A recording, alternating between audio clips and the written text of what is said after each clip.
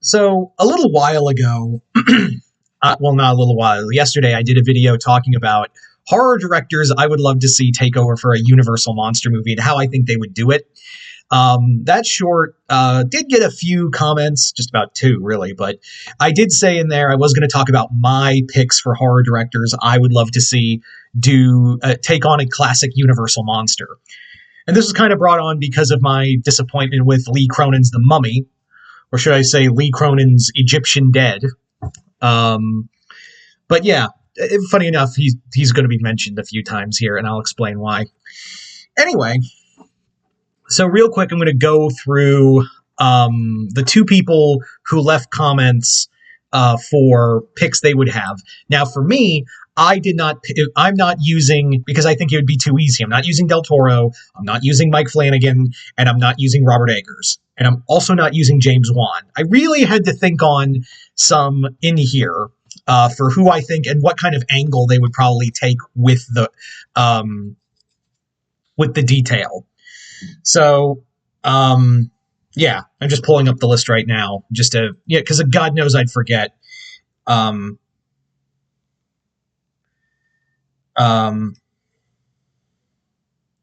Yeah, give me what, so professional on this channel, I swear.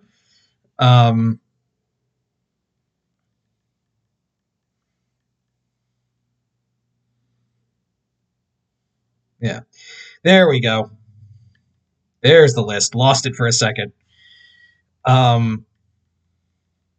So yeah, there we go. There's the list. But before we get into that, I'm going to go in. Sorry about that. We're going to go into the people here, starting off with Sabor Bell Marquez, who said, "I want Bill Condon and David Koepp's Bride of Frankenstein movie." I would like that too. I think you could rework it from the Dark, because it was meant to be the next Dark Universe movie after The Mummy, and I think it would have been awesome. But I think you could still rework it. I think it'd be really cool. But if I were to pick one now, they said Mike Flanagan for Dracula, which I think would be fascinating. Just look what he did with Midnight Mass, which, yes, I know it's basically Salem's Lot, but still, I hold on to what I said. It's still good. And Jennifer Kent, from the director of The Babadook, for Jekyll and Hyde, which I was like, the moment I heard that, I was like, wow. I'm not even a big fan of The Babadook, if I'm being 100% with everyone. I'm not the biggest fan of The Babadook, but I understand its importance to horror. And I think actually there are as to why I fully heartedly agree, to the point where Jennifer Kent for a Dr. Jekyll and Mr. Hyde movie is on my list. And I'll actually talk about it as to why. I think Jennifer Kent, as much as the Babadook wasn't for me, I will say that the film was a great interpretation of mental illness and a way of show don't tell. So to follow Dr. Jekyll and kind of like falling off the mental slide into Hyde, it would be so good. I think she's a great form of, showing off the mental deterioration of someone without being too explanative, like needing that much vocal explanation. You can clearly see this person wearing down throughout the story mentally without being told a single word. And I think you would need something like that for Dr. Jekyll and Mr. Hyde. So yeah, I was like, Sabor, I don't know who you are, but yeah, it was so good. I put it on my list for Jennifer Kent for Dr. Jekyll and Mr. Hyde. And then we had Brady Cook, who had Billy Boyd to direct an Invisible Man remake. I don't know who Billy Boyd is, so I have no idea. And then they said I would pick Zach Braff, which I think they meant Zach Kreger, I think, maybe, to direct a Creature from the Black Lagoon remake. I don't know if he likes monster movies or not. Actually, yeah, he kind of does. Unless you're saying Zach Braff, then sure. And also a faithful adaptation of Dracula, though no one there. All right. So let's go through my picks we already did Dr. Jekyll and Mr. Hyde, so let's go through my picks for directors for other Universal monster movies. Starting off with Dracula. And my pick for Dracula is none other than Scott Derrickson, the director of Black Phone, Doctor Strange. I think he's really good if it's one thing Scott Derrickson's really good, it's building atmosphere. I also think he's really good at, making a solid, memorable villain. Caecilius doesn't count.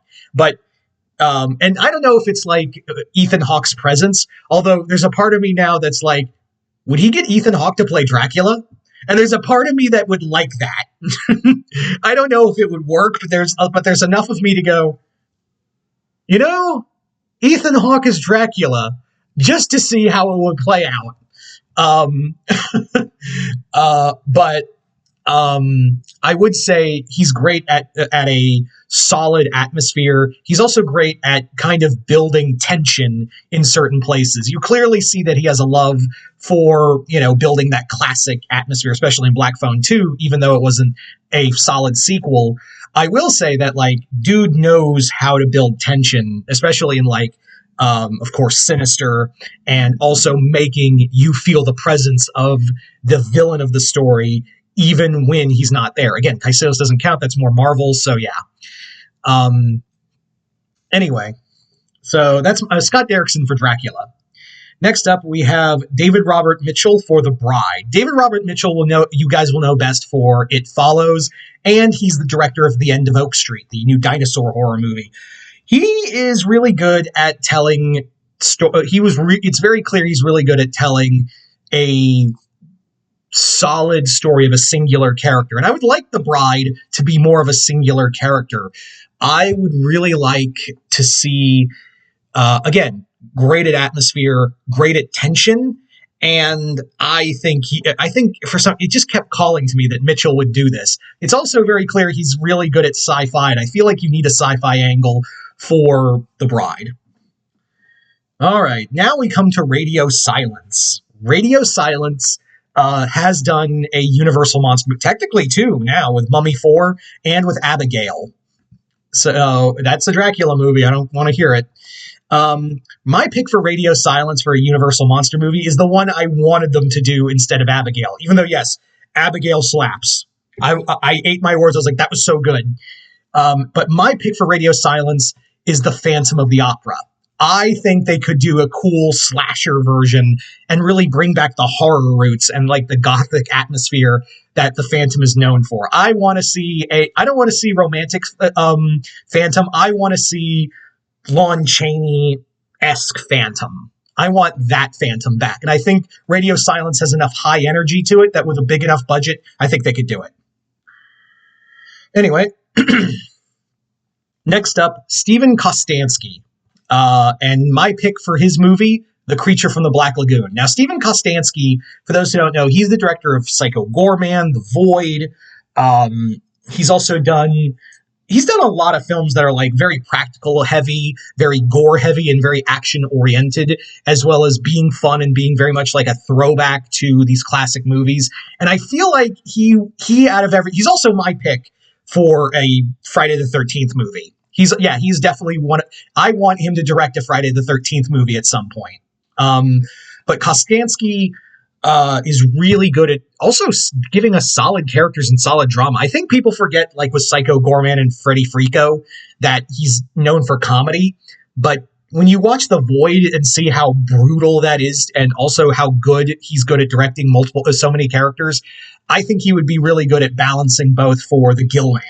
Also, again, I think he would use very limited CGI and give us a solid Gillman design with a right effects team. So next up is Frankenstein. And who is my pick for Frankenstein? Zach Cregger. Zach Cregger from Weapons, Barbarian, and soon Resident Evil. At first I was thinking someone else. I was thinking Lee Cronin. And I don't think Lee Cronin, I'm not gonna bash Lee Cronin just because I didn't like his Mummy movie. I think he's got a solid future in horror. I will be watching more of his work. I will definitely be watching more of his work. And I think people thought I just hated him for the Mummy. No, he was just doing Evil Dead all over again. And I don't if I wanted an Evil Dead movie, I'd just wait for Evil Dead Burn. I wanted to see a Mummy movie. And I do hope he gets another shot at something. And I was thinking Lee Cronin for Frankenstein, but then at the last minute I thought, no, Zach Cregger. Cregger is, first off, he's great at, again, atmosphere. He's great at like telling a very gory story while also giving you something more to the gore. And I feel like that's something missing in a lot of Frankenstein films. I feel like we just want to do It's Alive and that's it. Krager is also really good at giving us characters to care about. And I would love to see how he would utilize the creature, like how he would utilize the monster. Although, to be fair, I don't think we'll be getting a Frankenstein movie for a while. Probably, because of The Bride, but more importantly, Del Toro's Frankenstein. But Zach Krager would give us probably also a kind of a nastier, dirtier, but also you would feel something for his Frankenstein. Then we move on now to The Mummy. So who is my pick for The Mummy? Damian McCarthy, who his new movie Hokum is coming out next week. And he's also been the director of Oddity and Caveat. The reason why I think McCarthy would be so good at I think he would be incredibly solid at something like a Mummy movie is because I believe like he's really good at building like the terror you don't see. I think he would really play into the tension, the curse of the Mummy. I think it would really be cool if like he does something akin to like Blood of the Mummy's Tomb from Hammer. And it's more of the terror you don't see and the building like tension in the dark. Yeah. So for some reason, I was thinking when I was watching Oddity and Caveat, and you should go watch those movies on Shudder. I'm actually like, I was watching these, I was like, God, he'd be really good at a Mummy movie. Yeah, he probably yeah. And finally, we have The Invisible Man. And who is my pick for The Invisible Man? Well, out of all of these, everyone's going to go, really? But when you hear it and think about it, it's like, oh, it's kind of perfect. And that is Oz Perkins, director of Longlegs, The Monkey, Keeper, Hansel plus Gretel, all of that. After watching, even though I thought The Monkey was I do think there's a part of me that actually, no, there's not a part. There's a whole part of me that thinks out of every Universal monster you could have done or given Oz Perkins, The Invisible Man is kind of perfect, especially if you want to go back to the Claude Rains era. I think he would just do something bizarre with it. I think he would do something dark and bizarre and also weirdly funny. I think he would really, out of everyone you would ever think of, he's the one who would probably capture James Whale's a lot of that same energy for the character. Now, who would he probably cast for The Invisible Man?